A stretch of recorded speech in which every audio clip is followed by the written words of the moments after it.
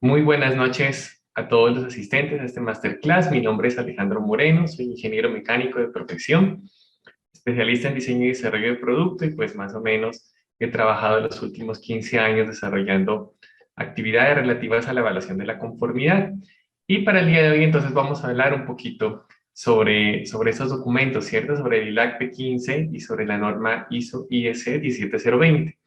Es decir, para el día de hoy el tema que nos atañe es la inspección. Muy seguramente las personas que están hoy aquí en la sesión, en este masterclass, habrán accedido a él, pues teniendo ya algo de conocimiento o teniendo ya alguna expectativa con relación a qué es la inspección. Posiblemente ustedes vienen de algún organismo de inspección, tendrán algunas dudas o querrán reforzar algunos aspectos con relación a cómo se implementa esta norma. Hablo pues en particular de la norma internacional ISO 17020, así como el documento que también nos trae el día de hoy, que es el documento ILAC P15, versión 2020. Bien, entonces, eh, entremos en materia. La idea es que charlemos un poquito sobre qué trae la norma ISO 17020, puntualizar un poquito algunos aspectos que me parecen importantes relativos al funcionamiento de los organismos de inspección y por qué no también hablar sobre el documento ILAC P15, sobre esos aspectos en los cuales profundizó en la implementación de la norma ISO 17020 y qué es de importancia pues tener muy claro para los organismos de inspección. Dado que esta es una masterclass pues muy cortica, tenemos apenas cerca de hora y media para hablar, pues vamos a hacer como un paneo muy general. Posiblemente habrán algunos puntos específicos que nos quedarán pues pendientes para revisar, pero la invitación es que de pronto si alguno de ustedes lo desea, pues pueda acceder a alguno de los cursos que el Grupo Élite ofrece para ustedes con mayor profundidad, como es por ejemplo en este caso el curso de formación de auditores internos en la norma ISO IEC 17020 e ILAC P15 que se estará dictando en el transcurso del mes, en el cual pues se podrá profundizar un poco más estos temas, podrán acceder también a información relativa a la implementación y también a cómo se lleva a cabo una auditoría interna a un organismo de inspección. Bueno, bien, arranquemos entonces. Primero, ¿qué es la inspección? ¿Cierto? Es como lo que nos trae el día de hoy tener un poquito más de claridad respecto al proceso de inspección. Tal vez estamos trabajando ya en un organismo de inspección, pero no sé hasta qué punto tengamos claridad de esa actividad de la inspección que conlleva. ¿Por qué razón hacemos inspección y por qué no de pronto hacemos ensayos? ¿Por qué no de pronto hacemos auditorías como parte de las actividades que hacemos en nuestra empresa? Y si las hacemos, ¿por qué razón? Para algunas cosas es ensayo, para otras es producto, para otras es auditoría. Bien, por definición entonces tengamos en cuenta que una inspección es un examen. Bien, los organismos de inspección hacemos parte de un grupo de empresas un poco más grande que nos conocemos como los organismos evaluadores de la conformidad. Los organismos evaluadores de la conformidad pues son un tipo de empresas que tienen por característica dos aspectos fundamentales. El primero de ellos es que para poder funcionar han implementado alguna norma que comienza, o el código de la norma más bien comienza por el número 17, por 17.000, ¿cierto? Por eso decimos que somos parte de las empresas o los organismos que implementamos alguna de las normas de la familia 17.000. Los organismos entonces evaluadores de la conformidad, ese gran grupo de empresas, todos hemos implementado alguna de las normas de la familia 17.000. 17.011, 17.020, 17.021, 17.024, 17.025, en fin, 17.065, alguna de las normas, y basado en alguna de esas normas es que trabajamos. Esas normas pues contienen de alguna forma los lineamientos de cómo es que deben trabajar esos organismos evaluadores de la conformidad. Y segunda característica que tienen los organismos evaluadores de la conformidad es que casi que realizan una única actividad en su día a día. Casi que la actividad que realizamos en el día a día, el servicio que prestamos está limitado a un solo tipo de servicio. Y si hacemos un análisis de ese servicio, el servicio que prestamos es hacer un examen. Bien, no participamos en procesos previos al examen. No llevamos a cabo, por ejemplo, actividades como formaciones, capacitaciones, ¿cierto? No ofrecemos esos servicios de capacitación, de formación, de consultoría, ni tampoco de mantenimiento, de fabricación, sino que sencillamente llegamos al final de toda la cadena y examinamos. Justamente le hacemos un examen a un producto, le hacemos un examen a un servicio, a una instalación, o podemos hacerle incluso un examen a una persona o a alguna empresa. Bien, los organismos evaluadores de la conformidad, entonces, hacemos eso. Somos empresas que hacemos exámenes únicamente. Y después de hacer un examen, si a eso que le estamos aplicando el examen lo pasa, ¿cierto? Lo aprueba, entonces le otorgamos un documento que se llama certificado. Eso es la evaluación de la conformidad, en pocas palabras. Bien, dentro de ese grupo de las empresas o de los organismos evaluadores de la conformidad, hay un grupo un poco más pequeño, que son los que hacemos un examen también, pero implementamos una de las normas de la familia 17000, que es la ISO 17020. Eso nos convierte ya en organismos de inspección al haber implementado la norma ISO/IEC 17020. Y como hemos implementado esa norma, también eso nos limita un poco a qué le vamos a aplicar el examen. Bien, por definición, entonces, ese examen solo se lo vamos a aplicar nosotros a productos, a procesos o servicios o a instalaciones. Bien, cuando hablamos de producto, pues hablamos de tangibles, ¿cierto? De un producto, de un bien, como puede ser, por ejemplo, un juguete como el que vemos en pantalla, como puede ser un vehículo, como puede ser un producto como un calentador eléctrico, un calentador a gas, una nevera, en fin, un bien tangible. Pero también podemos hacerle un examen a un proceso, como por ejemplo a un proceso productivo, para observar si el paso a paso de ese proceso productivo se está llevando a cabo pues de forma correcta. Y también podríamos hacerle un examen ya a una instalación, que una instalación es un conjunto de productos, una configuración de productos. Bien, parecería raro, ¿cierto? ¿Por qué hacerle un examen a un producto? ¿Por qué hacerle examen a un proceso o más aún a una instalación?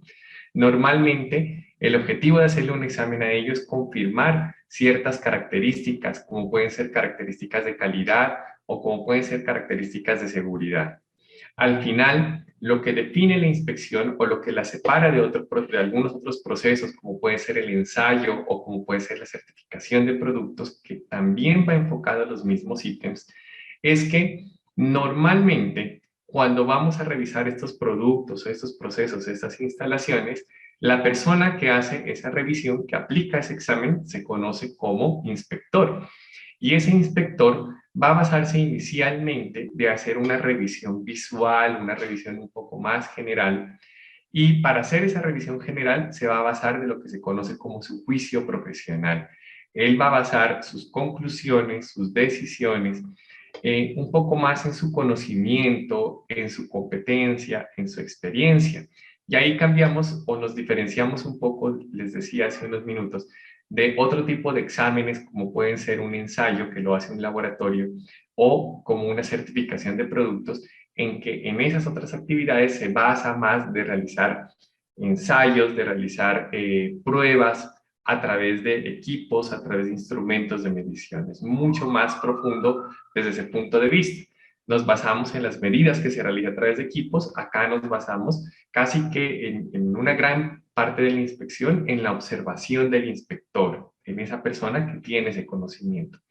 Puede ser que en algunos casos sea necesario que el inspector se apoye también de instrumentos de medición, pero va a ser más un apoyo. Le va a permitir tomar algunas medidas que por sí solo con su ojo no puede determinar.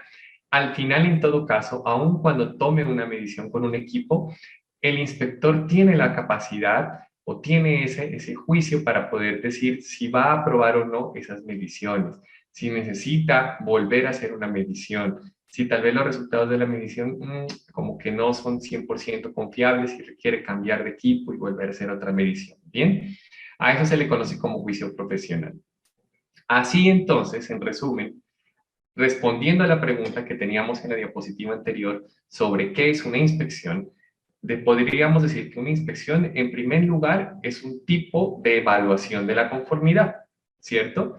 ¿Quién realiza ese tipo de evaluación de la conformidad? Los organismos de inspección.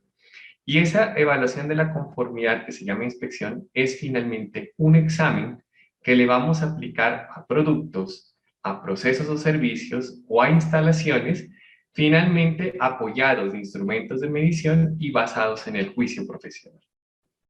Bien, en ese orden de ideas, entonces ya teniendo un poco más claro de qué es la inspección, tal vez podríamos poder ejemplarizarla a través de saber dónde se presenta la inspección. Tal vez la inspección de forma más cotidiana y más tradicional la podríamos encontrar, por ejemplo, al final de un proceso productivo, como lo que se conoce como un control de calidad. Cuando, por ejemplo, se termina un proceso de fabricación de prendas de vestir, es común que una persona ajena al proceso productivo, que no haya participado del proceso de producción, empiece a hacer una revisión prenda por prenda o de algunas muestras de ese lote de prendas de vestir que se fabricaron, con el objetivo de confirmar sus dimensiones, de confirmar el acabado, de confirmar la calidad de los bordados, la calidad de los tejidos, en fin, y de esa forma aprobar todo el proceso de producción. Esa actividad que está llevando a cabo esa persona ajena, que se conoce como control de calidad, finalmente es la inspección. Y es ahí donde nace la inspección, donde empezamos a reconocer la inspección, ¿no? Esos procesos que finalmente hacemos como control de calidad. También se encuentra la inspección como parte de un proceso de aceptación de lotes de productos. Por ejemplo, normalmente cuando alguna empresa desea importar productos, desea comprar productos y trae del extranjero un lote de productos, pasa por unas etapas de inspección o de revisión en el cual se sondean algunos de esos productos, se ejecuta una actividad que se conoce como el muestreo, que es seleccionar algunos productos, algunas muestras, revisarlos, confirmar que efectivamente cumplen un mínimo estándar de calidad y a partir de ahí entonces aprobar todo el lote que se importó.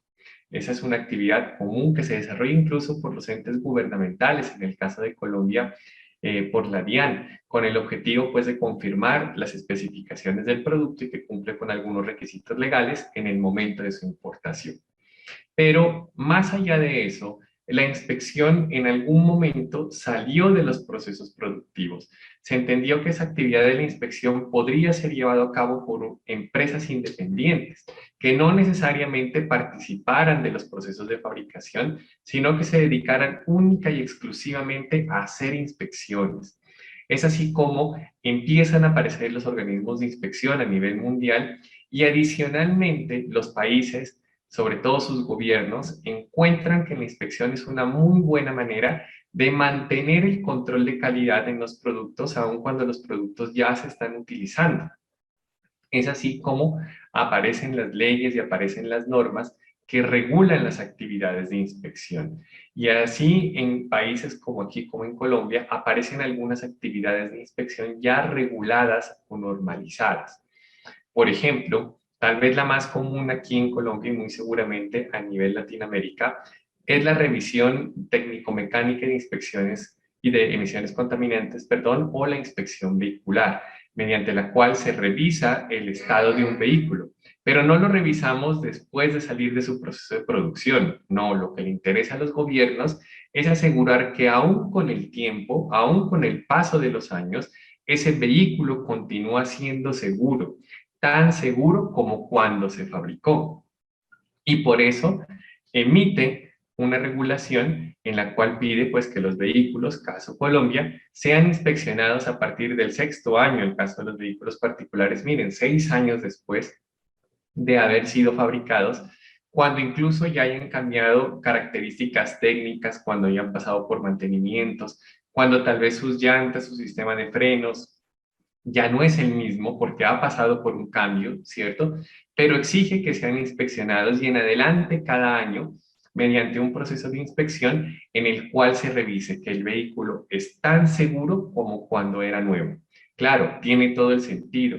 De esa manera se aseguraría que los procesos de mantenimiento posteriores también son de calidad, ¿cierto? Siguen ese mismo estándar de calidad y las personas se mantienen exactamente igual de seguras en un vehículo nuevo como en un vehículo que ya ha estado en uso. De la misma manera, pues hay otro tipo de inspecciones que poco a poco se han ido regulando, también con el mismo objetivo, con el objetivo, por ejemplo, de confirmar que para los usuarios finales algunas instalaciones o algunos productos se mantienen seguros, y es así como aparecen algunas actividades reguladas, como por ejemplo la de la revisión de instalaciones internas para el suministro de gas combustible. En los hogares, en el caso de Colombia, se realiza una revisión de su instalación mediante la cual fluye el gas, ya sea gas natural o gas propano, el gas combustible, que se utiliza para actividades de cocción, para actividades de cocina o que se utiliza incluso para la calefacción en calentadores de gas para calentar agua. Bien, resulta que estas instalaciones, que incluye pues todo el sistema de tuberías, de válvulas, hornos, estufas, calentadores, puede ser susceptible a desgaste, a deformaciones, a accidentes, ¿cierto? Algún golpe en algún momento que puede provocar con el tiempo que se presente una fuga de gas, por ejemplo. Y entendemos que las fugas de gas, pues de gases combustible, pueden ser altamente tóxicas, pueden ser venenosas y pueden afectar la salud de las personas. Por esa razón, aquí en el caso de Colombia, y bueno, realmente en varios países de Latinoamérica, los gobiernos nacionales eh, han implementado actividades de revisión de esa instalación al menos una vez cada 5 años, y esas actividades se han delegado a ser realizadas por empresas, por organismos de inspección dedicados especialmente a realizar ese tipo de actividades. Otras actividades de inspección comunes son, por ejemplo, las que se realizan sobre instalaciones eléctricas. Era antes tal vez un poco común que las personas o los diseñadores, los ingenieros que diseñaban una instalación eléctrica lo hacían bajo ciertas especificaciones, tratando de asegurar que la instalación eléctrica era segura, que era confiable. Se presentaba esos diseños ante las entidades locales para que sean aprobados y se dé la licencia para poder construir una vivienda, una bodega, una torre de apartamentos, en fin. Pero en el momento en que se iba a construir, las personas que hacían la construcción cambiaban esos diseños, no seguían esos diseños fielmente, y finalmente se terminaba construyendo una edificación en la cual pues su instalación eléctrica ya no era tan segura.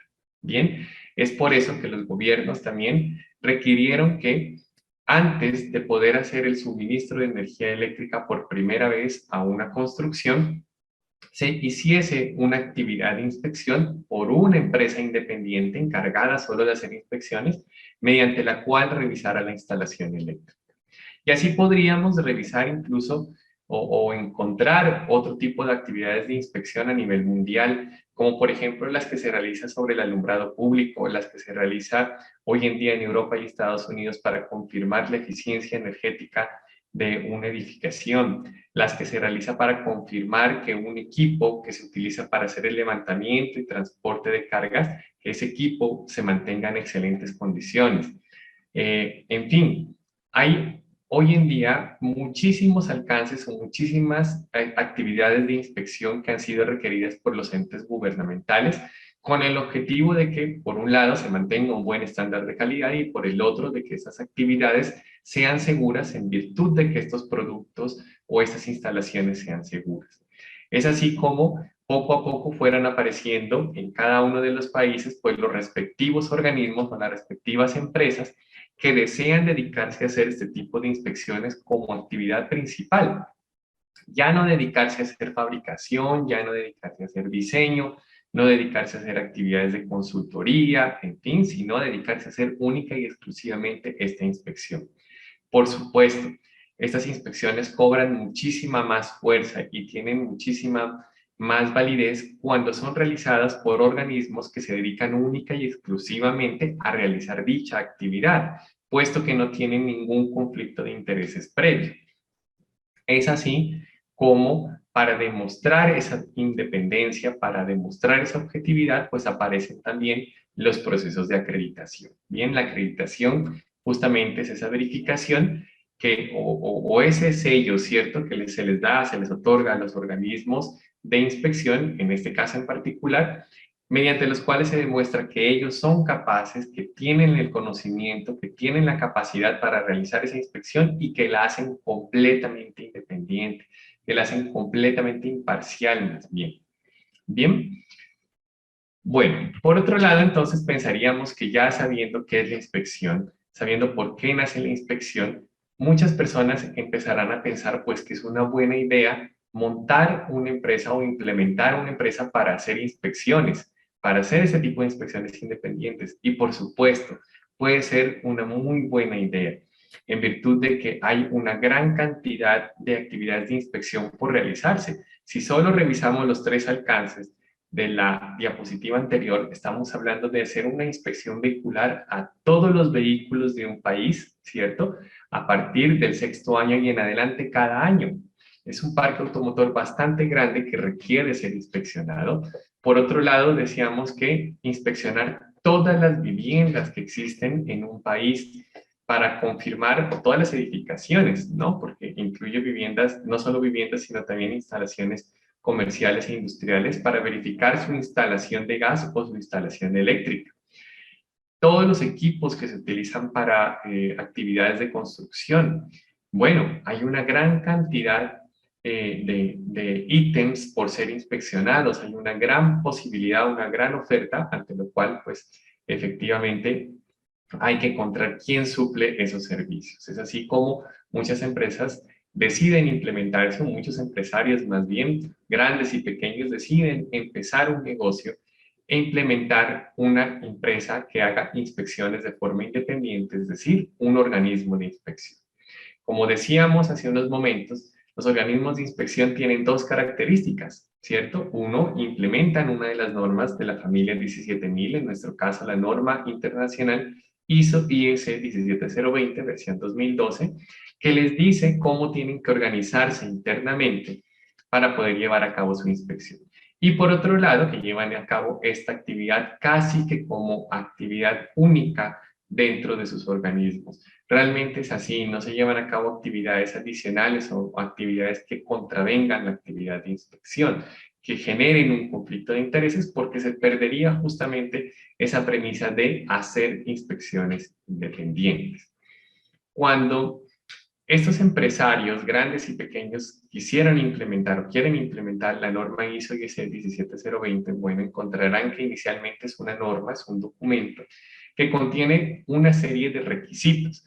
Cuando hablamos de requisitos es que contiene deberes para los organismos, deberes a ser cumplidos de forma obligatoria, deberes para el personal administrativo, deberes para el personal gerencial, deberes relacionados con la contratación de personas, relacionados con los equipos que se van a utilizar para hacer las mediciones, con cada una de las etapas del proceso de inspección y otras más de carácter administrativo.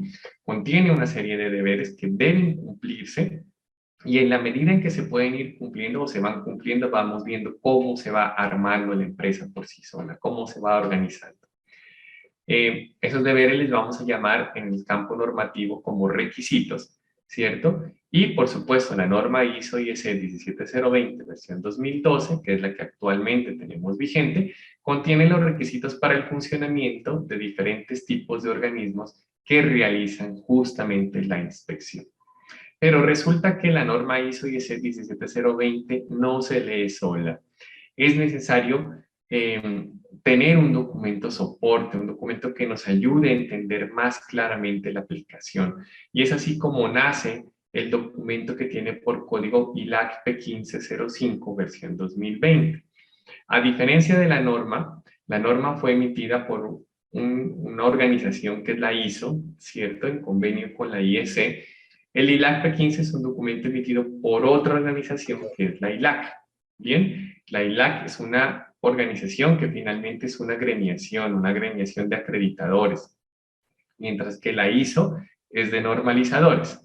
En temas para ser práctico y para poder dar un ejemplo, la ISO está compuesto por los ICONTEC de Colombia, ¿cierto? El organismo normalizador de Colombia, mientras que el ILAC está compuesto por los ONAC de Colombia, que es el organismo acreditador. Pero independientemente de ellos, pues ambos tienen representaciones de cada uno de los países del mundo. Y en el año 2020, hace apenas 2 años, ILAC emite este documento, ILAC P15, que es la aplicación de la norma ISO 17020, versión 2012, cuando deseen los organismos acreditarse, es decir, cuando deseen demostrar que son independientes y que son competentes, que efectivamente sí pueden realizar esa inspección, y a través de ese mismo certificado pueden venderse y poder decir, y que pueden decir justamente, estamos listos para empezar a hacer las inspecciones.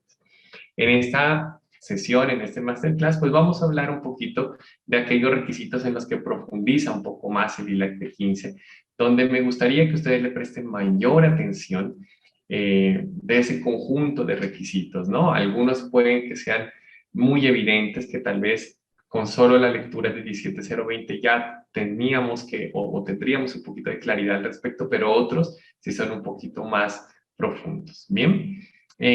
Una claridad es que el documento ILAC P15-2020 fue emitido en mayo del 2020 e ILAC estableció como fecha límite de su aplicación en noviembre del 2021, es decir, que casi apenas algunos meses, desde hace unos meses, es obligatorio desde noviembre de 2021, estamos hablando de 9 meses, ¿no? El documento ILAC P15 pues proporciona una orientación para cómo aplicar la norma ISO 17020. Se entiende que es un documento para que se lleve a cabo una adecuada implementación de la norma, por lo tanto, tanto para nosotros como organismos, como los que funcionamos haciendo la inspección, como para las empresas que hacen la acreditación, para los organismos acreditadores, es de importancia y va a ser tenido en cuenta en adelante. Bien, la norma ISO IS 17020 entonces tiene 8 numerales. Si quisiéramos entrar a hablar un poco sobre la norma, ver cómo es su estructura, hablar un poco de los requisitos, pues podríamos identificar inicialmente que cuando ustedes ven este documento que contiene requisitos, ¿cierto? Que contiene deberes, contiene 8 numerales. Sin embargo, los 3 primeros numerales no son necesariamente numerales relativos a deberes que tenemos que cumplir. Hablan un poco más de aspectos como, por ejemplo, unas definiciones, una introducción a la norma, un alcance de la norma, ¿cierto? Quienes les aplica. Y a partir del capítulo 4 empieza a tocar algunos temas ya relativos a cómo debe constituirse una empresa para realizar la inspección. Y esta norma tiene la particularidad que va hablando desde la generalidad, habla un poco desde, nos da como ese paso a paso para la implementación, ¿no? Inicialmente cómo se planea, cómo se estructura, cuáles son los cargos que deberían aparecer, y poco a poco empieza a desglosarlo hasta llegar a lo específico. Finalmente a lo específico ya en los últimos numerales, sobre todo en el capítulo 7. El capítulo 4 se divide en 2 partes. Un capítulo que habla sobre la imparcialidad y un capítulo que habla sobre la confidencialidad. Tanto la imparcialidad como la confidencialidad son 2 reglas, son 2 principios, 2 valores que deberían tener los organismos que llevan a cabo la inspección. Entendamos la imparcialidad inicialmente como la objetividad. Cuando un organismo es imparcial, significa que en todas sus decisiones es objetivo. ¿Y qué es objetivo? Que no hay presencia de conflictos de intereses, o si llega a haber presencia, sean resueltos. Pensemos en que nosotros somos una empresa, los organismos de inspección somos una empresa que finalmente tiene una única actividad, que es realizar un examen, ¿cierto? Calificamos ese examen y producto de la calificación del examen tomamos una decisión. Decimos si le entrego un certificado o no le entrego un certificado. Bien, una única decisión. Finalmente, eso es lo que vendemos. Vendemos esa decisión. Habría de ahí considerar entonces que esa decisión es muy importante para los organismos, ¿cierto? Nos van a evaluar con relación a la calidad en que prestamos nuestros servicios, a la calidad de nuestras inspecciones basados únicamente en esa decisión. Tal vez para el cliente no es importante que la decisión sea de aprobatoria, sino que efectivamente esa decisión responda o refleje el estado del vehículo. Para mí, como usuario de un vehículo, si, como propietario de un vehículo, no me va a interesar tanto que me digan en un diagnosticentro que mi vehículo está bien y aprobó, sino que efectivamente me identifiquen cuáles son los puntos en que está mal, si es que efectivamente está mal, y que si me dicen que está bien y que aprobó es porque efectivamente esa sea la condición del vehículo. No tendría ningún sentido que yo salga del diagnosticentro con mi familia en un vehículo que está mal de frenos y me vaya confiado a hacer un viaje en carretera creyendo que el vehículo está bien en cuanto a sistema de frenos cuando realmente está muy mal. Bien, luego no nos evalúan por tantos aprobados que demos, sino por qué tan confiables son nuestras decisiones. Así esa decisión final va a ser supremamente importante para poder asegurar que esa decisión final que yo tomo de otorgar o no un certificado a esa instalación eléctrica, a esa instalación de gas, a ese vehículo, a ese producto, en fin, pues yo debo asegurar que todas las decisiones que tomé atrás fueron efectivamente objetivas, fueron unas decisiones confiables. Si yo aseguro que todas las decisiones que se tomaron atrás fueron confiables, muy seguramente la decisión final de otorgar un certificado o no también va a ser confiable. Bien, cuando hablamos de las decisiones atrás, hablamos de decisiones, por ejemplo, como la de contratar a personal. Si yo hice una excelente contratación de personal, si la contratación de personal no tuvo ningún sesgo, no estuve contratando a algún familiar, algún amigo porque tenía la necesidad laboral, sino contraté como inspector a una persona con la competencia, con el conocimiento, pues muy seguramente cuando esa persona, ese inspector, lleva a cabo su inspección, la realizará en las mejores condiciones, la realizará de forma confiable. De la misma forma, cuando compré un equipo de medición, ¿cierto? Compré un equipo que es el que utiliza el inspector, un equipo, un instrumento de medición, si lo compré de la mejor forma, lo compré de una forma objetiva, seleccionando el mejor equipo que podía utilizar, realizándole toda la gestión, la calibración, el seguimiento a su equipo, pues muy seguramente las mediciones que se realicen con ese equipo son confiables. Si por el contrario me basé únicamente en el precio o en que había una oferta por el equipo, no tomé esa decisión de forma confiable, ¿cierto? La tomé sesgado pensando únicamente en aspectos financieros y al final la decisión que voy a tomar de otorgar o no un certificado también va a estar sesgada porque va a estar basada en las mediciones que fueron realizadas por un equipo que no era el mejor. Y podríamos seguir con más y más ejemplos donde encontramos que si todas las decisiones que son tomadas en el día a día del organismo se toman de forma objetiva, al final la decisión de otorgar o no un certificado también va a ser objetiva.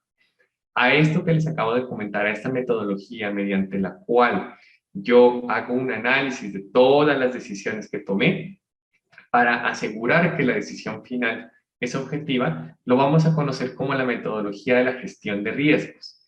Normas como por ejemplo la ISO 31000 plantea una metodología de análisis de riesgos basada en identificar todas las actividades, todas las diferentes relaciones que se llevan a cabo al interior de mi organismo y a partir de ahí pues poder gestionarlas para asegurar que las decisiones finales son las más adecuadas. Sin embargo, si entramos en normas como 17020, la norma era un poco abierta al respecto, un poco general. 17020 me decía, mire, usted trate de identificar cuáles son potenciales riesgos, es decir, dónde podría no tomar decisiones correctas, cuáles eran los puntos en los cuales usted podría tomar decisiones de forma incorrectas. Me decía eso, ¿cierto? Recordemos que el objetivo nuestro como organismo de inspección es tomar decisiones correctas, todas las decisiones atrás del organismo para que al final la decisión de otorgar o no un certificado sea correcta. Entonces, 17020 me decía, por ejemplo, en el numeral 413, trata de identificar dónde podría tomar decisiones de forma equivocada. Y al final me decía, en un capítulo siguiente, o en el numeral siguiente, me decía, y demuéstreme que sí ha sido capaz de tomar decisiones correctas. Demuéstreme que esos puntos en los cuales usted podía tomar decisiones equivocadas han sido controlados y los está tomando de forma correcta. Es así como dice, como ILAC P15 me dice, entre un paso y el otro hace falta algo. hace falta un análisis, hace falta una evaluación, como que quedó incompleto, como que quedó mocho, decimos acá, ¿cierto? Quedó incompleto, algo le hace falta. Claro, le hace falta toda la gestión o todo el análisis de riesgo. Le hace falta implementar toda una metodología y es así como el ACP15 me dice, implemente toda una metodología. Tenga en cuenta, por ejemplo, algunas variables como la probabilidad de que se presente esas decisiones mal tomadas, como la consecuencia de que si esas decisiones son mal tomadas, ¿qué va a pasar al final?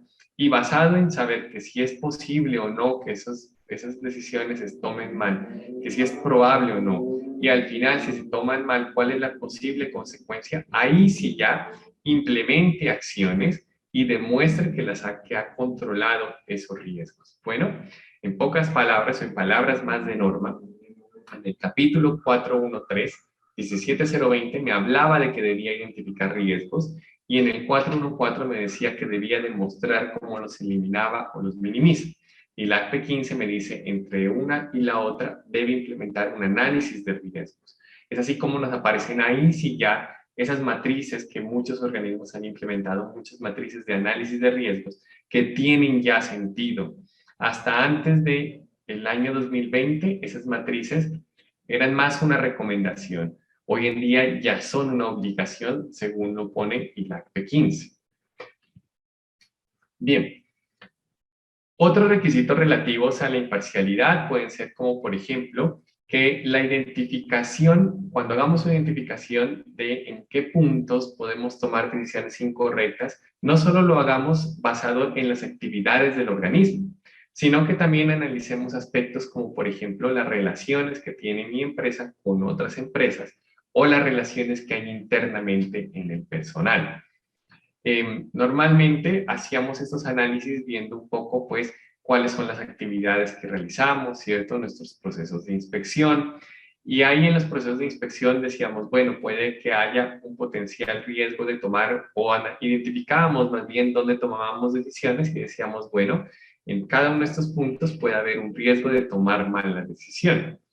Bien, que me llevé a campo o llevé para utilizar para realizar la inspección un equipo que esté en mal estado, que la persona que fue a hacer la inspección no tenía un conocimiento completo, ¿cierto? Y por tal razón no tomaba bien sus decisiones. Entonces, hacía un análisis en cada uno de los puntos, suponía cuál era el peor de los casos y a partir de ahí implementaba acciones, como por ejemplo de que se hacía una revisión previa de cada equipo, se le emitía una especie de permiso de trabajo o autorización a cada persona para que antes de que pueda ir a campo se revisaba justamente si la persona estaba autorizada, si la persona era competente, en fin.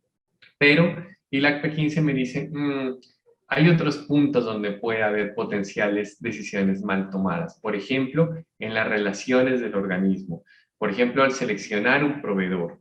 Por ejemplo, al firmar un contrato con un cliente. Eso es lo que conocemos las relaciones del organismo. Si selecciono mal un proveedor, entonces muy seguramente mi proveedor no sea el correcto, me suministre productos o servicios en mala calidad y asimismo pues las decisiones que tomen posteriores no sean las mejores, no sean lo más confiables posible. Si llevo a cabo contratos tal vez con personas que tienen algún conflicto conmigo, con mi empresa, entonces ya no soy tan independiente. Cuando le vaya a tomar o le vaya a tomar la decisión final, pues recordaré que es mi cliente, que es mi amigo, que es un familiar, entonces tal vez las decisiones que tomo no sean las mejores. Bien. Y por otro lado, las relaciones del personal, las relaciones internas que existen dentro del organismo. Por esa razón es que el ILAC P15 me dice, mire, y este es uno de los cambios o de los puntos en que pide que se profundice, dice, debería describir las relaciones del personal que pueden afectar la imparcialidad. Pero como eso no es tan fácil, no es tan fácil entender de qué es lo que me está hablando, como de las relaciones internas, me dice, utilice diagramas organizacionales o cualquier otro tipo de diagrama en donde identifique claramente cuáles son las relaciones del personal. Normalmente las empresas acostumbran a implementar un diagrama que se conoce como organigrama, ¿cierto? El organigrama entonces es un documento que nos muestra los cargos que hay al interior de la empresa y nos muestran esas directrices o ese rol de mando que se da, pero tal vez desde un punto de vista más legal y contractual, porque nos ubica muy seguramente al gerente o al presidente de la compañía arriba, y poco a poco más abajo nos muestra cómo se van distribuyendo las directrices. Pero hay algunas relaciones que se nos quedan por ahí en el aire, se nos quedan en el tintero. Por ejemplo, cuando hablamos de la implementación de un sistema de gestión, la cabeza en la implementación de un sistema de gestión puede ser ese coordinador de calidad, ese coordinador del sistema de gestión, ¿cierto? Ese director de calidad. Él es la cabeza, incluso por encima del mismo gerente. Y desde ese punto de vista, esa directriz, esa autoridad que tiene el director de gestión nos queda limitada dentro de un organigrama. Si hablamos de otros aspectos, como por ejemplo, aspectos relativos a la seguridad y salud en el trabajo, aspectos relativos al talento humano, posiblemente habrán otros cargos como un coordinador de talento humano, un director o un gerente de talento humano que tendrá realmente directrices o que puede impartir directrices políticas que le aplican a todo el personal.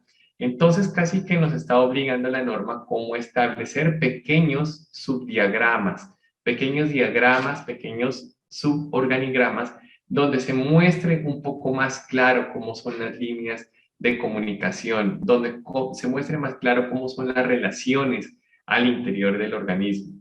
Y a partir de esos diagramas, sí es más fácil tal vez identificar relaciones que no teníamos claro que existían al interior del organismo, las analicemos y veamos si en esas relaciones también hay potenciales situaciones de riesgo. También se pueden tomar, o esas relaciones pueden conllevar finalmente a que se tomen malas decisiones y eso finalmente se vea traducido en tomar una decisión incorrecta. Bien, es decir, en palabras nuevamente de la norma, en palabras nuevamente de ILAC P15, va a ser importante que establezcamos pequeños diagramas organizacionales, tal vez diagramas por procesos, donde cada uno de los diagramas identifique cuál es la cabeza y cómo es que se distribuyen las instrucciones al interior de la empresa, ya no desde un punto de vista organizacional, desde un punto de vista contractual, legal, como un organigrama, sino ya desde otros aspectos, un poco más desde el punto de vista técnico, desde el punto de vista del sistema de gestión, desde los puntos de vista administrativos. Bien, ahí tendremos que profundizar en nuestra documentación. Continuando un poco más allá, entonces, bueno, paréntesis, habrán otros requisitos que estarán incluidos en el ILAC P15, ¿cierto? Sobre aclaraciones que nos dan con relación a la norma. En este masterclass vamos a tratar de ver numeral por numeral de la norma aquellos requisitos que resaltan un poco más tanto de la norma como del ILAC P15 y donde, a mi punto de vista, deberíamos prestarle un poquito más de atención para asegurar que tanto 17020 como ILAC P15 quedaron bien implementados, al menos en su mayoría. Es así como llegamos al punto quinto. El punto quinto de 17020 y a la par de ILAC P15 de los dos documentos me habla sobre los requisitos relativos a la estructura del organismo. El numeral 5 de la norma entonces me dice un poco cómo debe estructurarse desde el punto de vista legal. Es decir, si yo quiero implementar una empresa que haga inspecciones de forma independiente, ¿cuáles son los requisitos desde el punto de vista legal, desde su constitución legal, desde su estructuración y finalmente sobre los cargos que deben ir apareciendo en la empresa? También, así pues tiene o se subdivide en dos grupos que son los requisitos administrativos, que son los de carácter legal, ¿no? De la empresa, sobre todo de carácter legal y financiero, y algunos requisitos, algunos deberes desde el punto de vista de la estructuración, ¿no? De la organización de la empresa. Y hablando de ellos, sobre lo que me habla o sobre lo que me toca el ILAC P15, tendríamos en consideración lo siguiente.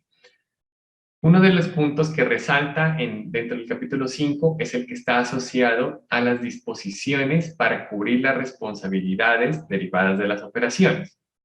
En el numeral 5.1.4 de la norma me dice, mire, si usted es un organismo de inspección, debe tener, y abro comillas, unas disposiciones adecuadas, por ejemplo, un seguro fondos para cubrir las responsabilidades derivadas de sus operaciones, cierre comillas. Hasta hace unos años, y hasta la emisión del ILAC 15 sobre todo, cada país establecía de forma independiente por parte de los reguladores o incluso por parte de los acreditadores cómo se iba a implementar o cómo se debía interpretar este numeral. Es así como, por ejemplo, en países como en Colombia, se interpretaba que la forma de cumplir este numeral era a través de la adquisición de una póliza de responsabilidad civil extracontractual. Y el mismo Organismo Nacional de Acreditación de Colombia, ONAC, establecía las reglas o las características que debía tener esta póliza a través de los requisitos para acreditación. Por otro lado, aquí mismo en el país, para casos particulares como por ejemplo el de los organismos que llevan a cabo la inspección vehicular, la regulación colombiana establecía como requisito que se debía suscribir o comprar otra póliza adicional, que era una póliza de responsabilidad civil profesional. Y había o hay una normatividad específica, una regulación derivada pues del decreto 1595 del año 2015 que establece las características que debe tener ese seguro. Sin embargo, en otros países, como en el caso de Perú o Chile, se establecía que se debía contar con los fondos necesarios para demostrar que uno podría cubrir las responsabilidades. Incluso algunos países se atrevían a decir de cuánto eran estos fondos. Y se sugiere o se solicitaba que en alguna cuenta, en algún producto bancario, en algún producto financiero, se cuente con esos fondos y que estuvieran quietos, que no se tocaran, sino únicamente en el caso en que sea necesario, pues utilizarlos para cubrir la responsabilidad. Hoy en día, a partir del documento ILAC 15, casi que podríamos decir que en la gran mayoría de los países se desmontaron los requisitos particulares y hoy en día el cumplimiento es un poco más general. Lo que debemos hacer los organismos de inspección entonces ya no es necesariamente comprar una póliza, sino inicialmente hacer un análisis que identifique cuáles son, primero, las responsabilidades derivadas de nuestras operaciones. Tendremos que ver desde el punto de vista del marco legal, ¿cierto? Del marco legal de cada país, hasta dónde nos hacemos responsables. Cuando prestamos un servicio, ¿de qué somos responsables? Somos responsables por el servicio prestado, somos responsables por el resultado del servicio prestado o incluso por el comportamiento, el desempeño de un producto que ha sido inspeccionado y por cuánto tiempo después. Bien, depende de la legislación, nos puede o no hacer responsables por dichas situaciones. Entendemos que la inspección finalmente es como una fotografía, ¿cierto? Es un examen del momento, pero algunos entes gubernamentales pueden decirle a los organismos de inspección, si bien usted es responsable, pues es del estado en el que encuentra ese producto, podría hacerse un poco más responsable por las actividades posteriores, por el uso que se le da a ese producto. Por eso usted tiene que implementar un muy buen sistema o una muy buena inspección. Va a depender de cada país y va a depender en particular de cada ítem que se esté inspeccionando. Una vez que yo tenga claro cuáles son las responsabilidades que debo cubrir, por ejemplo, el daño que le puedo provocar yo a un vehículo o el daño que le puedo provocar yo a una instalación cuando lo estoy inspeccionando. Cuando yo tengo claro esas responsabilidades, el siguiente paso pues es determinar cuánto tendría que ser el monto a indemnizar, a pagar, ¿cierto? A resarcir en el caso en que incumpla alguna de estas responsabilidades o provoque un daño. En ese orden de ideas, entonces, una vez que yo ya tengo claro cuánto es el monto a cubrir, a través de un análisis de riesgos, nuevamente, similar al que hicimos cuando veíamos las actividades de imparcialidad, pues voy a ver qué tan probable es que se presenten esos daños, qué tan probable es que yo haga esas afectaciones y tenga que indemnizar, y a partir de ahí, pues pueda determinar cuánto será el monto que debo tener para indemnizar o para cubrir esa responsabilidad. Y podré cubrir ese monto que yo mismo lo voy a determinar a través de una póliza o a través de tener un dinero. Bien, entonces es un poco más específico para cada organismo, específico para cada país, cómo es que le voy a dar cumplimiento a este numeral, el 514. Excepto cuando exista legislación al respecto, pues deberé tener en claro que los pasos a seguir son, inicialmente, identificar las responsabilidades desde el punto de vista legal. Segundo, hacer un análisis de riesgo, ¿cierto? Basado en ese, o más bien, a partir de las responsabilidades, tratar de cuantificar cuántos serían los montos a pagar. Tercero, hacer un análisis de riesgos para saber qué tan probable es que yo tenga que hacer esos pagos y finalmente pues decidir si voy a suplir eso, esas responsabilidades a través de una póliza, un seguro o finalmente unos fondos. Bien, cabe resaltar que pues cuando hay organismos que mantienen el tema legal de que la legislación todavía existe, ellos tendrán que verificar si con la póliza que legalmente les es exigida alcanzan a cubrir todas las responsabilidades o necesitan de todas maneras comprar otra póliza o tener más dinero para cubrir sus responsabilidades. Bueno, entonces ya desmontamos el requisito específico o el requisito más bien general para todos y nos vamos a requisitos específicos a cumplir por cada organismo en este punto de vista de las disposiciones generales para sus responsabilidades. Muy bien, y otro punto que resalta un poco dentro de este capítulo 5 es el que tiene que ver con la capacidad para llevar a cabo actividades de inspección. Desde ese punto de vista, entonces, vamos a tener claro que los organismos que se constituyen, que se configuran para llevar a cabo la inspección, no necesariamente tendrán capacidad para inspeccionar cualquier producto, cualquier instalación o cualquier servicio, ¿cierto? No. Lo que ellos pueden inspeccionar depende de las personas, del perfil de las personas que tienen contratadas en cargos como por ejemplo inspectores, del tipo de equipos de medición que han comprado o que mantienen, pues del tipo de equipos, de cuáles son las variables que miden sus equipos y asimismo de los procedimientos de inspección que tienen implementados. Si un organismo de inspección tiene, por ejemplo, ingenieros electricistas como inspectores, y adicionalmente tiene equipos para medición de variables eléctricas únicamente y ha implementado procedimientos para medición de seguridad eléctrica, pues con ese conjunto, con esos recursos, solo podrá llevar a cabo inspecciones realizadas o relacionadas más bien con el sector de la electrotecnia.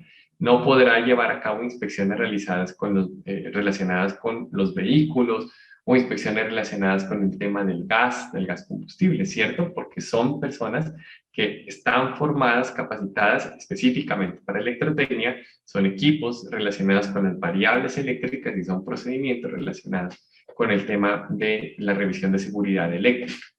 En ese orden de ideas, lo que me pide 17020 es que si yo ya tengo ganado ese campo de que pueda llevar a cabo inspecciones en tema eléctrico, no debería perder esa capacidad. ¿Listo? Debería mantener esa capacidad con el tiempo.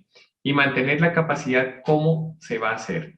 Primero, haciendo inspecciones ficticias o inspecciones simuladas para las actividades de inspección que son poco frecuentes.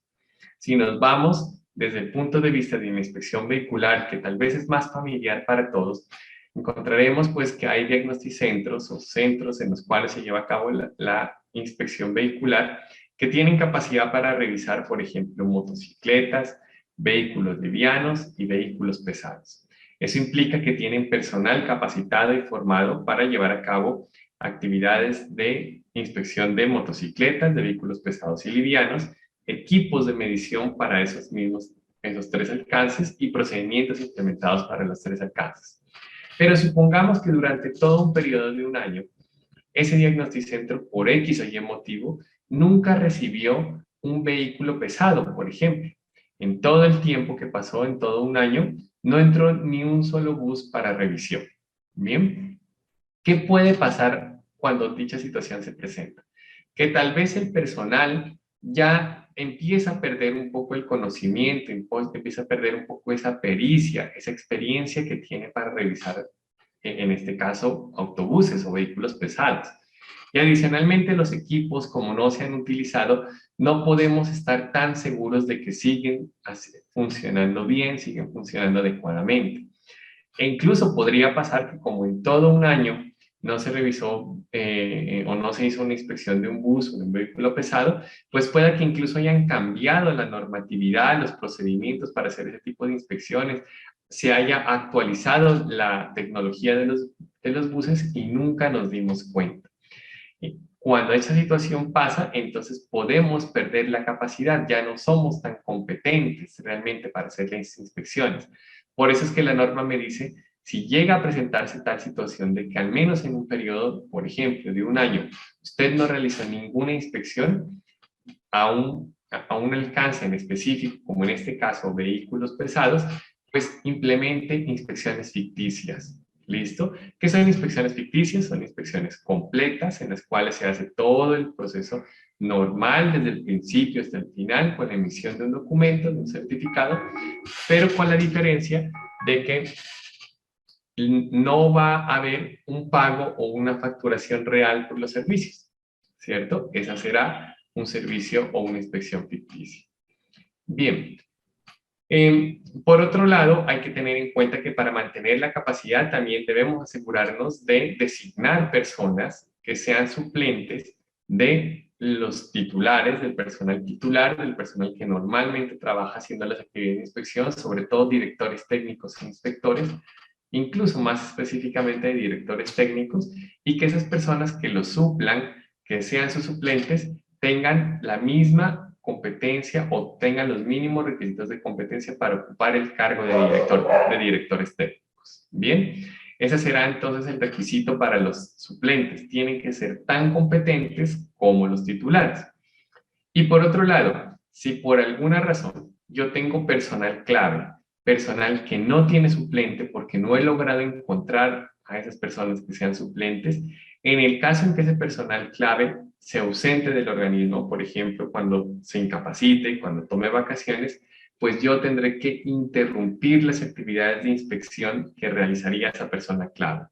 Yo como organismo no puedo prestar servicios de inspección cuando personal clave esté ausente. ¿Listo? En casos específicos. Ejemplo, si tengo una única persona en el Diagnostic Center que tiene la competencia para hacer inspección de buses y esa persona se encuentra incapacitada o se encuentra en vacaciones, durante ese periodo de tiempo no puedo hacer revisiones de vehículos pesados, no podré hacer revisiones de buses en este caso. Tendré que decirle a mis clientes pues que toca esperar hasta que llegue esa persona porque no tengo un suplente competente. Por otro lado, siguiendo entonces con el desarrollo de la norma, el capítulo 6 me habla sobre los requisitos relativos a los recursos. Cuando 17020 habla de recursos, habla de tres tipos de recursos. Habla de personal, habla de instalaciones y equipos y finalmente habla de la subcontratación o la contratación externa. Y aquí me da algunos requisitos particulares que debemos prestarle con un poquito de atención el documento ILAC P15. Primero, según 17020, cuando nosotros debemos o queremos determinar para cuál es el personal que vamos a contratar en nuestro organismo, cuál es el personal necesario para llevar a cabo la inspección, entonces determinamos adicionalmente unos manuales de cargos o unos perfiles de cargos, ¿cierto? Unos manuales de funciones, a veces se suelen llamarse, en el cual pues es un documento que contiene la descripción de un puesto de trabajo. ¿Listo? Por cada uno de los cargos haré una descripción y diré cuál es el objetivo del cargo, por qué razón he determinado que ese cargo se requiere y empezaré a hacer una descripción del mismo teniendo en cuenta que por cada cargo deberían aparecer al menos unas obligaciones, unas responsabilidades y su autoridad. Las obligaciones que son más organizacionales están ligadas hacia los deberes que una persona debe cumplir al interior del organismo. Podríamos pensar que están asociadas a su reglamento interno de trabajo y a sus políticas, como por ejemplo el de asistir puntualmente a su puesto de trabajo o a sus actividades laborales, el de portar de forma adecuada su uniforme, el de hacer un cuidado de los equipos que se le han otorgado o que tiene bajo su responsabilidad, son obligaciones. Por otro lado están las responsabilidades. Las responsabilidades son aquellas tareas, aquellas actividades o aquellos procesos que yo le designo a una persona para que ejecute, ante lo cual esa persona, pues por sí sola puede tomar todas las decisiones al interior de dicho proceso, dicha actividad o dicha tarea. Por ejemplo, será responsabilidad del inspector llevar a cabo las inspecciones, muy seguramente de acuerdo con el procedimiento de inspección. Aunque se suena redundante, pero único que yo debo hacer dentro del manual de cargos es designarle como responsabilidad de que ese inspector lea ese procedimiento y lleve a cabo la inspección de acuerdo con lo que está definido en ese procedimiento. No es necesario dentro de mi manual hacer un desglose de un paso a paso, por ejemplo, de cómo se lleva a cabo una inspección. ¿Por qué razón? Porque mi personal es tan competente que tiene pues esa capacidad de leer ese procedimiento y de implementarlo. Bien, esas son las responsabilidades. Lo hago responsable por el proceso de inspección, lo hago responsable por el proceso de compras, a usted lo hago responsable por el proceso de talento humano o por alguna parte de ese proceso, una actividad del proceso, ¿cierto? Lo hago responsable por la contratación, a usted lo hago responsable por la capacitación y a usted por la evaluación del desempeño del personal. Y finalmente se encuentra en la autoridad o el nivel de autoridad. El nivel de autoridad son las decisiones que una persona al interior del organismo puede tomar en nombre del organismo, sin que sea necesario requerir pues el permiso de un superior. Nuevamente, la autoridad decimos que son las decisiones que una persona puede tomar al interior del organismo en nombre del mismo, en nombre del organismo, sin necesidad de requerir autorización a un superior. Tendremos que definir entonces autoridades como, por ejemplo, la compra de equipos, la sustitución de equipos, la aprobación de personal, la contratación de personal. Hay niveles de autoridad para ello, ¿cierto? Eh, el poder atender ante una visita externa, el poder autorizar ante un cliente la repetición de un servicio o la devolución de su dinero, en fin. Habrá que determinar las autoridades y quiénes son las personas que al interior del organismo pueden tomar dichas decisiones. Finalmente, por cada cargo tendré que definir su competencia. La competencia, que es el perfil que tiene una persona, basada en justamente en esos requisitos de educación, formación, habilidades, experiencia, conocimientos y normalmente las certificaciones. La educación, pues, que está relacionada con el nivel educativo, su estatus profesional. Si se requiere para la contratación de un cargo que una persona sea bachiller, técnico, tecnólogo, profesional, que tenga un posgrado, incluso, en fin, dependiendo de los niveles educativos que existen en cada país. La formación que va más asociada a cuáles son los cursos, las capacitaciones que una persona debería tener antes de desarrollar su cargo. Las habilidades que son esas capacidades innatas que una persona debe demostrar en la aplicación de su cargo, ¿cierto? Como por ejemplo la habilidad de la observación, la habilidad para manejar el lenguaje en el que se realiza la inspección, ¿cierto? La habilidad para el servicio al cliente, para la redacción de informes, en fin, la experiencia demostrable a través de esas constancias laborales de algún tiempo que una persona haya desempeñado alguna labor antes de desempeñarse hoy en día ya en el organismo en su cargo, los conocimientos que debe tener una persona demostrables a través de exámenes o evaluaciones diferentes de las formaciones, porque se esperaría que una cosa es que una persona reciba unas capacitaciones y otra cosa son los conocimientos que puede demostrar después de recibirlas o después de un periodo de experiencia. Y finalmente, las certificaciones de personas.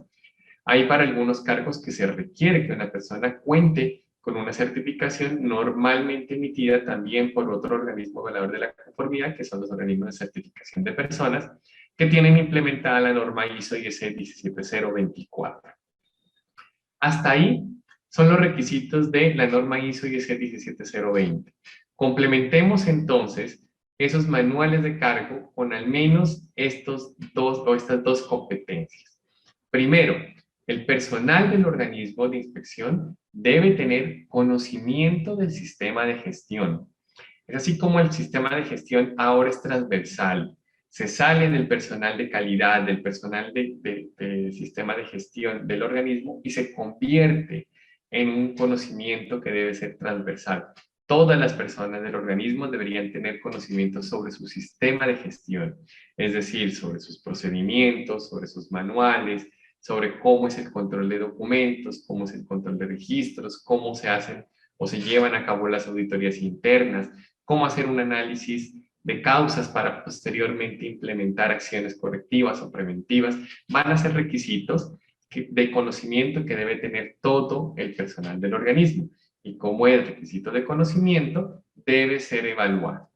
Bien, adicionalmente, va a aparecer la habilidad para implementar procedimientos. Por supuesto, si habíamos dicho que el personal debe tener o se le va a otorgar la responsabilidad porque ellos implementen un procedimiento, como por ejemplo el procedimiento de inspección, deben demostrar esa habilidad para hacerlo. Esa habilidad incluirá un pequeño paso a paso de que las personas saben leer un documento, saben interpretarlo, ¿cierto? Y saben dar las directrices al interior de su proceso para hacer esa implementación. Adicionalmente, de que posteriormente logran hacer una evaluación paso a paso para confirmar que ha quedado implementado. Esas habilidades y esos conocimientos van a aparecer en los manuales de cargos. Hay que definir cuáles son las personas que lo requieren, pero en principio todo el personal del organismo debería tener tanto ese conocimiento del sistema de gestión como esa habilidad para implementar ya sean procedimientos administrativos para el personal administrativo o técnicos para el personal técnico del organismo. Independientemente del tipo de procedimiento, esa habilidad debe ser demostrada. Por otro lado, entonces, el mismo numeral 6 nos habla sobre las instalaciones y equipos.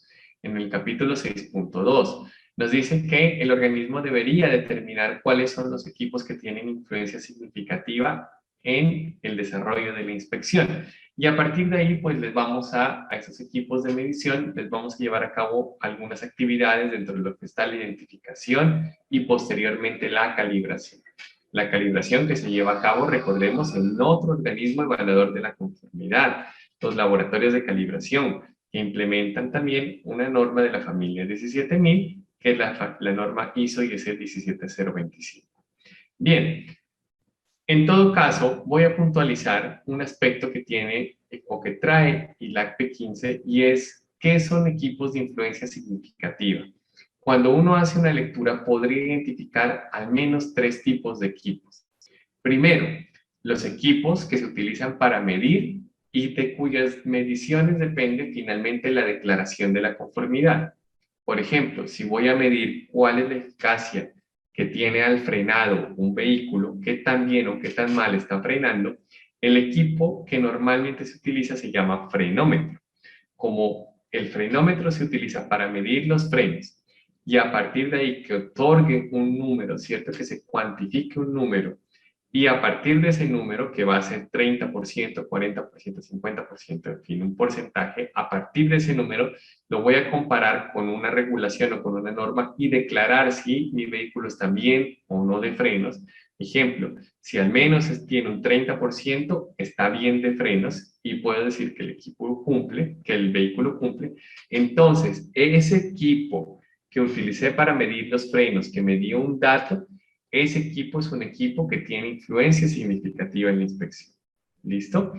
Por otro lado, los equipos que utilizo para hacer una medición ambiental para llevar a cabo la inspección, como por ejemplo los que utilizo para hacer mediciones de humedad, de temperatura, de iluminación, de velocidad de viento, en fin, equipos que utilizo para poder determinar si me encuentro listo o no para empezar a desarrollar una medición posterior. Esos equipos que miden condiciones ambientales también son equipos de influencia significativa, porque de alguna forma validan o no una actividad de medición. Y finalmente me encuentro los patrones y materiales de referencia en poder del organismo. ¿Qué son patrones y qué son materiales de referencia? Bueno, para ello tendremos que hablar rápidamente de qué es la calibración. La calibración es una actividad mediante la cual yo cojo un equipo de medición y comparo las mediciones que me está realizando ese equipo con las que realiza otro equipo de medición, del cual sé que está bien, que está 1A. Bien, comparo mi equipo contra las mediciones que hace otro equipo de medición, que sé que está bien, que está 1A.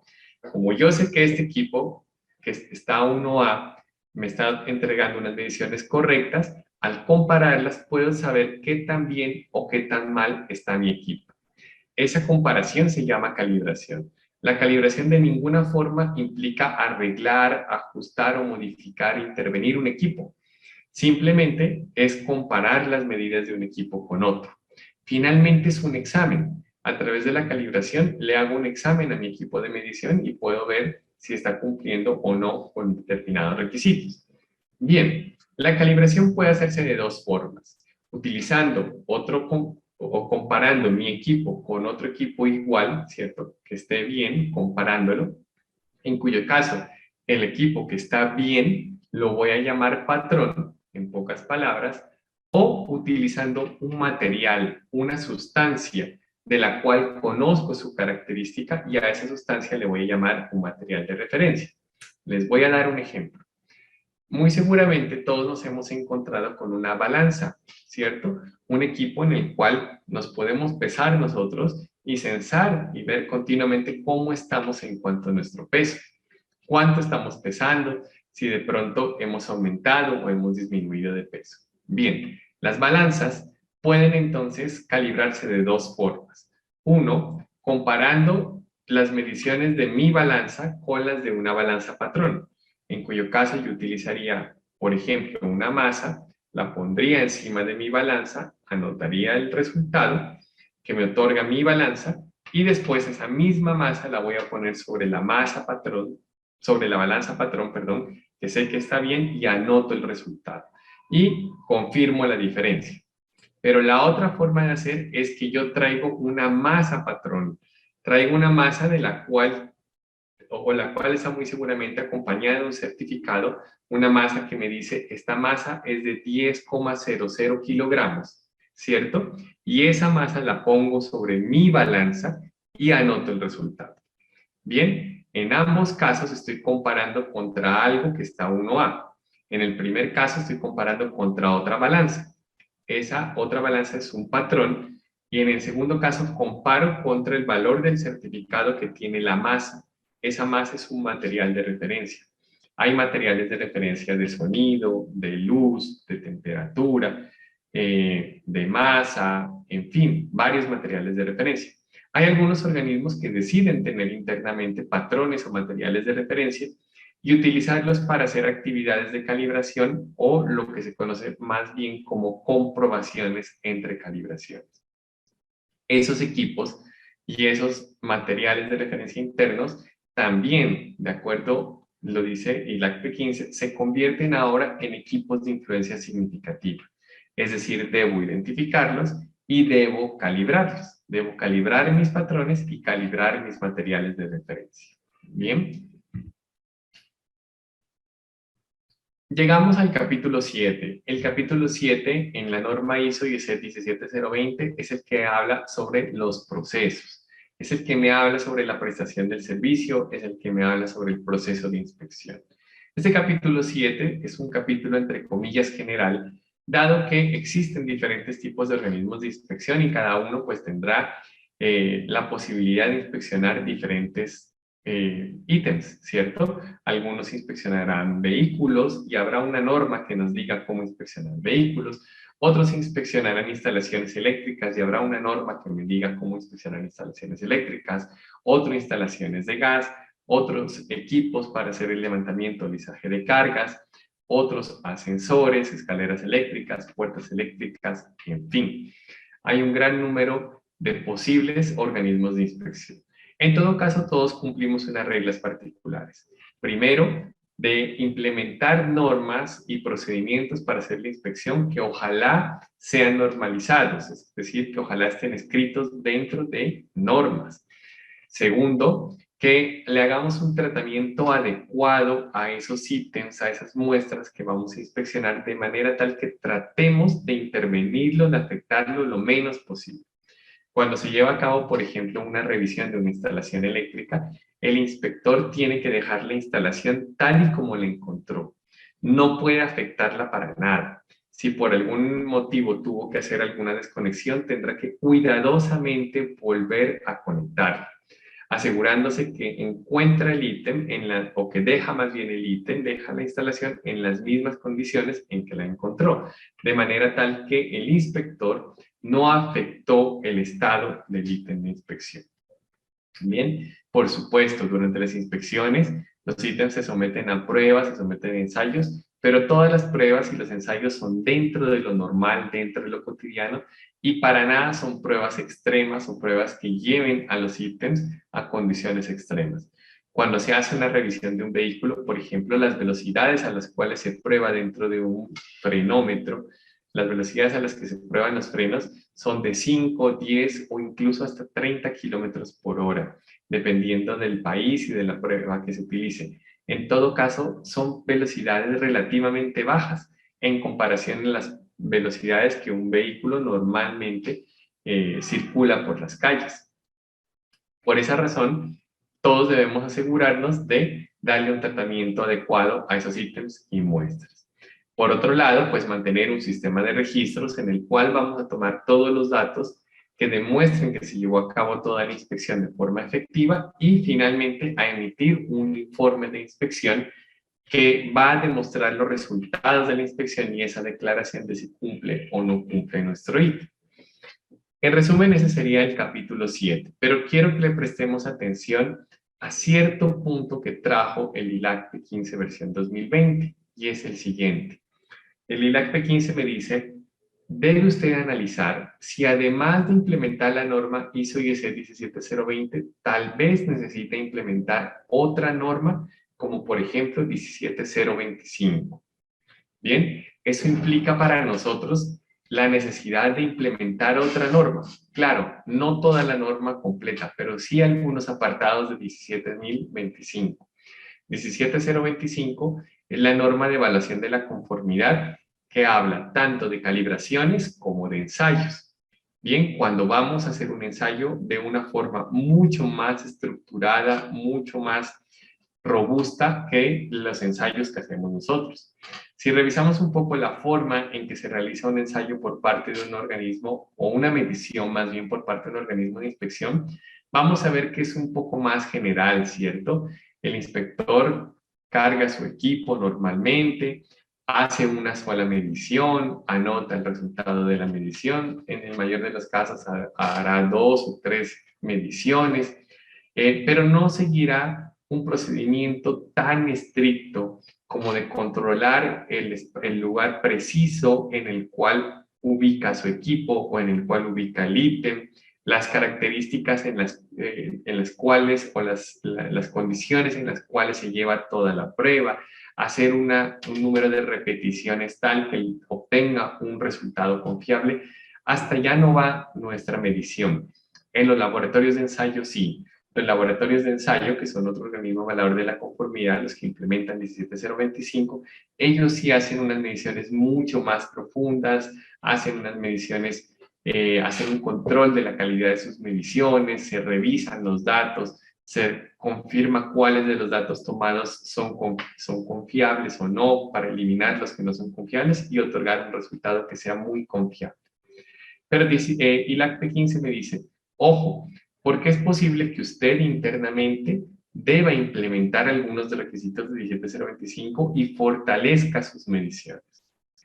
Es así como cada organismo de inspección, incluyendo en el caso de Colombia Centros de Diagnóstico Automotor, debe hacerse el siguiente autoanálisis.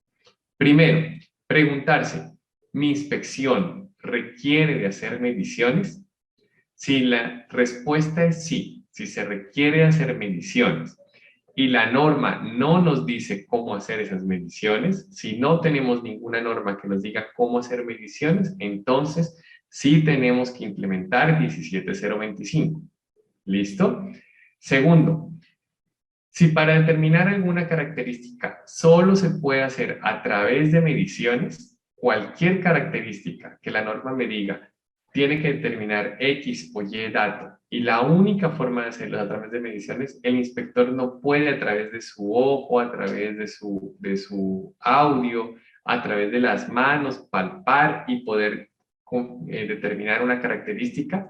Si es necesario hacerlo, y por supuesto la norma no me dice cómo hacerlo, debo implementar 17025. Y por otro lado, si hay en el país algún regulador que le diga en adelante va a implementar 17025, pues evidentemente debe hacerlo. Bien, les voy a dar algunos casos puntuales. Un caso puntual que hemos analizado es el que se encuentra en los diagnosticentros, los centros donde se hace la inspección vehicular aquí en el país. Los diagnosticentros entonces tienen o implementan una norma que es la que les dice cómo llevar a cabo la revisión de los vehículos. Y en esa norma, cuando habla específicamente de llantas, nos dice, mire, las llantas del vehículo deben tener máximo un labrado, ¿cierto? Como el labrado de su banda de rodamiento, o más bien mínimo un labrado de 1.6 milímetros. O sea, tiene que haberse desgastado la llanta, pero solo se permite que se desgaste hasta el punto de 1.6 milímetros. Por debajo la llanta ya es muy lisa y el vehículo debe rechazarse. En ese orden de ideas, la norma solo llega hasta ahí. La norma me dice, o la norma de los CDAs, de los centros de diagnóstico automotor, me dice que no me dice que se requiera hacer mediciones, ¿cierto? No me dice para determinar usted tiene que hacer una medición, no me lo dice. Pero se cumple la segunda característica. Para determinar el 1.6 milímetros no existe forma que el inspector lo haga a través de su vista, a través de sus manos. Debo hacerlo a través de una medición. Bien, como se cumple esta situación en que solo a través de mediciones puedo determinarlo, entonces debo implementar 17025 para hacer esa medición. ¿Qué implica implementar 17025? Básicamente tres aspectos.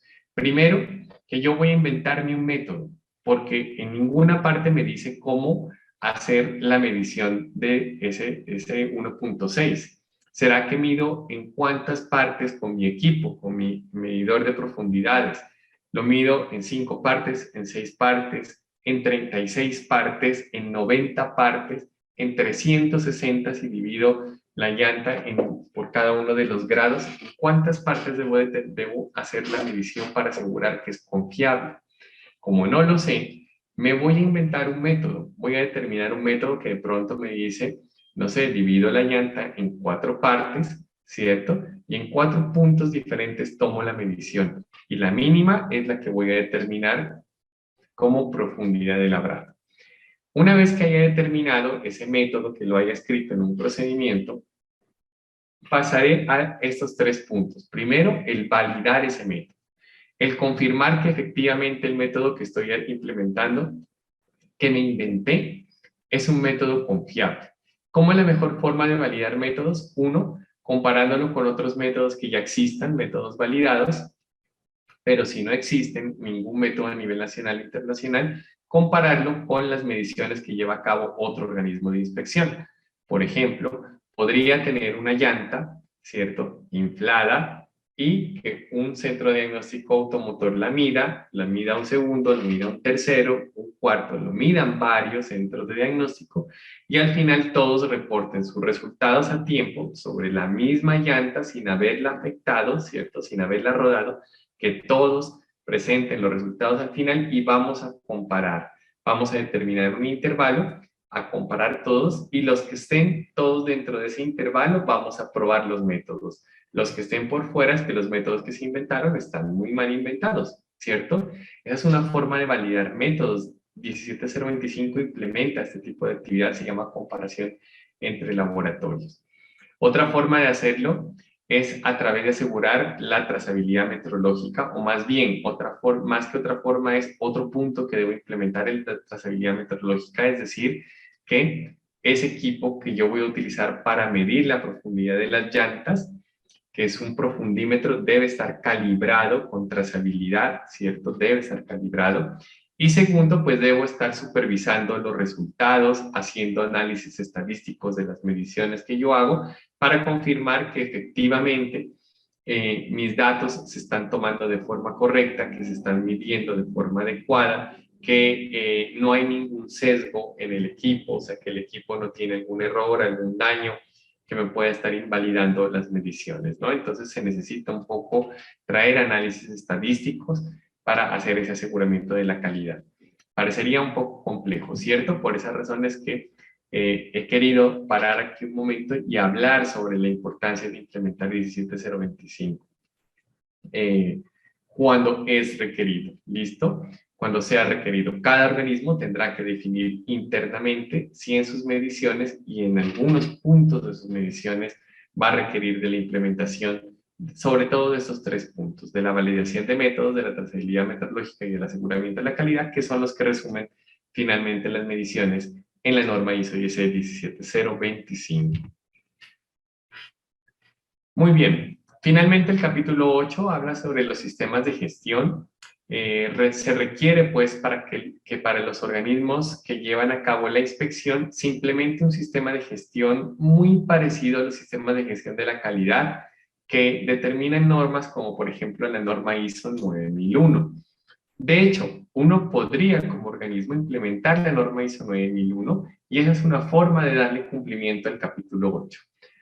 Los que no desean implementar la norma ISO 9001, pues tienen una segunda opción, que es implementar una serie de numerales, una serie de prácticas al interior del organismo. Entendamos el sistema de gestión como todas esas actividades o esos procesos soporte, esos procesos que me van a asegurar que todo lo demás que he implementado, la gestión sobre el personal, sobre los equipos de medición, sobre los procedimientos de inspección, toda la parte legal y administrativa, se mantenga con el tiempo. Para yo asegurar que todo eso se vaya a mantener en el tiempo y más aún, que siga mejorando, que no nos quedemos estancados, sino que la competencia mejore del personal, que los equipos de medición cada vez se utilicen mejor y sean más confiables, que las mediciones, los resultados de los procedimientos sean cada vez mejores. Bueno, pues implemento una serie de actividades soportes a las que les llamo sistema de gestión. El sistema de gestión me permite medirme y me permite mejorar. Y el sistema de gestión está compuesto básicamente por la definición de políticas y objetivos, por un control de documentos que está un poco más relacionado justamente con cómo identificar, cómo darle la aprobación a los documentos internos. Siempre un organismo de inspección pues tendrá una serie de documentos, procedimientos, manuales, formatos por utilizar y es importante que se utilicen en las versiones vigentes, que se utilicen de forma correcta, por lo tanto, habrá un control de documentos, un procedimiento que me hable sobre esto, ¿cierto? Sobre cómo darle control a esa información, un control de los registros que va asociado hacia los formatos que yo voy diligenciando, esos expedientes que se me van generando producto de la inspección, esos datos que voy tomando, cómo se van a almacenar para asegurar que se mantienen adecuadamente, que cuando fueron diligenciados se hizo correctamente y no se perdió la fiabilidad de la información. Eso me lo dirá un procedimiento de control de registros. El sistema de gestión incluye una actividad que es la revisión por la dirección. Básicamente es una revisión completa de toda la norma que me hace la alta dirección. Es una revisión que me hace completo de todo el sistema de gestión para asegurar o para confirmar, es como una auditoría que me hace básicamente para confirmar que su sistema de gestión es adecuado, que efectivamente todo lo que implementamos nos está ayudando a cumplir los objetivos, que estamos cerca de lo que me pide la norma o que no estamos tan alejados de los requisitos de la norma. Hay que implementar esa actividad y el sistema de gestión pues me habla en el capítulo 8 sobre la revisión por la dirección. Y tenemos unos últimos controles que son el de las auditorías internas. Pensemos que la auditoría interna es una revisión general que se hace punto por punto de cada uno de los requisitos de la norma y que convencionalmente es llevado a cabo por personas del organismo o en nombre del organismo, pero que tienen conocimiento, que tienen competencia para llevar a cabo dichas actividades. También tenemos las acciones correctivas y las acciones preventivas, que son herramientas que se implementan para mejorar, mejorar a partir de los errores que ya se han presentado o mejorar a partir de los errores que casi se presentaron en el organismo.